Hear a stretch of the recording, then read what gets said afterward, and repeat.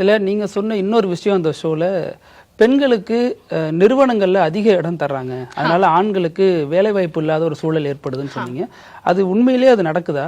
ஆமாம். ஸோ இந்த பிரச்சனை வந்து எப்படி என் காதுக்கு வந்துச்சு, எப்படி இதை நான் வந்து ஒரு ப்ராப்ளமாக சொல்லணும்னு நினச்சேன்னா, என்னோட நண்பர்கள் இன்னும் கொஞ்சம் எக்ஸ்டெண்டட் சர்க்கிளில் நீங்கள் பார்த்தீங்கன்னா இந்த மேனுஃபேக்சரிங் செக்டாரில் வந்து விமன் நிறையா இல்லை. நான் அந்த ஷோலேயே அழுத்தி சொன்ன மாதிரி NGBRBC பிரின்சிபல்ஸ் வந்துச்சு, BRSR ரிப்போர்ட்டிங் வந்துச்சு. ஸோ என்ன பண்ணுறாங்கன்னா, ஆல்ரெடி இருக்க பிரின்சிபல்ஸ்லாம் இருக்குது. ESG என்வாயர்மெண்ட் சோஷியல் கவர்னன்ஸ் இருக்குது, DEI இருக்குது, டைவர்சிட்டி ஈக்விட்டி இன்க்ளூஷன் இருக்குது. இதெல்லாம் ஏற்கனவே இருக்க பிரின்சிபல்ஸ். இப்போ இதெல்லாம் வந்து இந்தியாவில் கொண்டு வராங்க. கொண்டு வரதுனால என்ன ஆகுது, இன்வெஸ்டர்ஸ் ஒரு கம்பெனியில் ஸ்டாக்ஸில் இன்வெஸ்ட் பண்ணுற இன்வெஸ்டர்ஸ் வந்து கம்பெனியோட ப்ராஃபிட்டையோ பொருளாதாரத்தையோ மட்டும் பார்க்கறது இல்லை, அவங்க கவர்னன்ஸ் எப்படி இருக்குன்னு பார்க்குறாங்க, கம்பெனியோட ரெப்யூட்டேஷன் எப்படி இருக்குன்னு பார்க்குறாங்க. ஸோ இதெல்லாம் பார்க்கணுன்னா இந்த ரிப்போர்ட் எல்லாம் அவங்க இதெல்லாம் வந்து அவங்க படித்து தான் பார்க்குறாங்க. அப்போ கம்பெனியோட ரெப்யூட்டேஷன் இதில் இருக்குங்கிறதுனால அவங்க விமனோட நம்பரை கூட்டுறாங்க.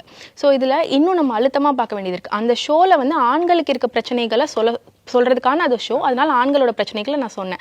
கலெக்டிவாக பார்த்தா எந்த ஒரு பிரச்சனையிலுமே ஆண்களும் பாதிக்கப்படுவாங்க, பெண்களும் பாதிக்கப்படுவாங்க. அதே மாதிரி தான் இந்த பிரச்சனையிலையும் என்ட்ரி லெவலில் நான் சொல்லும் போதே இதுதான் சொல்லியிருப்பேன், என்ட்ரி லெவலில் இருக்க ஜாப்ஸுக்கு நிறையா விமன் எடுக்கிறாங்க.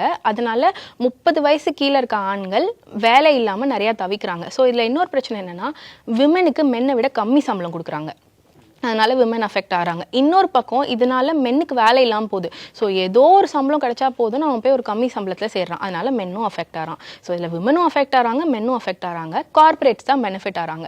ஸோ இந்த பாலிசிலலாம் நான் கம்ப்ளை ஆகி இருக்கேன், கார்பரேட்ஸ் பண்ணுற ஒரு கண் துடைப்பு தான் இதெல்லாம்.